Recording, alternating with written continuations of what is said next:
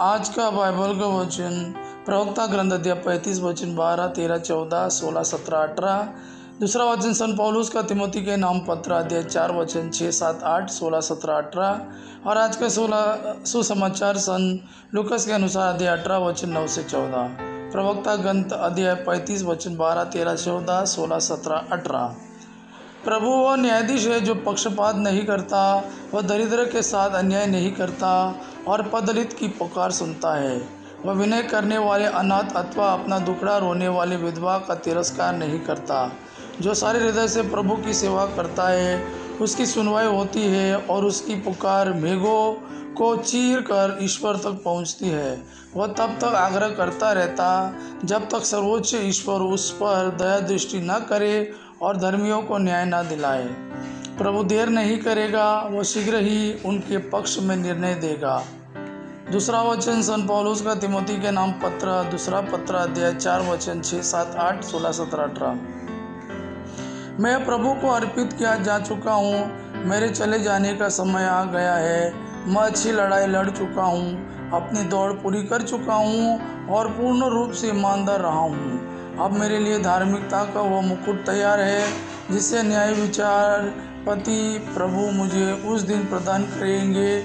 मुझको ही नहीं बल्कि उन सबों को जिन्होंने प्रेम के साथ उनके प्रकट होने के दिन की प्रतीक्षा की है। जब मुझे पहली बार कचहरी में अपनी सफाई देनी पड़ी तो किसी ने मेरा साथ नहीं दिया, सबों ने मुझे छोड़ दिया। आशा है उन्हें इसका लेखा देना नहीं पड़ेगा, परंतु प्रभु ने मेरी सहायता की और मुझे बल प्रदान किया जिससे मैं सुसमाचार का प्रचार कर सकूं और सभी राष्ट्र उसे सुन सके। मैं सिंह के मुंह से बच निकला। प्रभु मुझे दुष्टों के हर फंदे से छुड़ाएगा, वह मुझे सुरक्षित रखेगा और अपने स्वर्ग राज्य तक पहुंचा देगा। उसी को अनंत काल तक महिमा। आमीन। आज का सुसमाचार सन लूकस के अनुसार अध्याय 18 वचन 9 से 14। कुछ लोग बड़े आत्मविश्वास के साथ अपने को धर्मी मानते और दूसरों को तुच्छ समझते थे। यीशु ने ऐसे लोगों के लिए यह दृष्टांत सुनाया। दो मनुष्य प्रार्थना करने के लिए मंदिर गए, एक फरीसी और दूसरा नाकेदार। फरीसी तन कर खड़ा हो गया और मन ही मन इस प्रकार प्रार्थना करने लगा, हे ईश्वर, मैं तुझे धन्यवाद देता हूँ कि मैं दूसरे लोगों की तरह लोभी, अन्यायी, व्यभिचारी नहीं हूँ और न इस नाकेदार की तरह ही।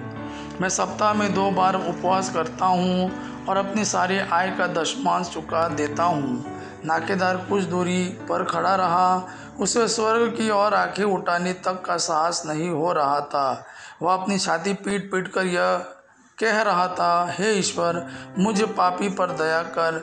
मैं तुमसे कहता हूँ वह नहीं बल्कि यही पाप मुक्त होकर अपने घर गया, क्योंकि जो अपने को बड़ा मानता है वो छोटा बनाया जाएगा, परंतु जो अपने को छोटा मानता है वो बड़ा बनाया जाएगा। यह प्रभु का वाणी है। प्रभु को धन्यवाद। आबा पिता की महिमा और पुत्र यीशु का प्रेम आप पर सदा सर्वदा बना रहे। आमीन।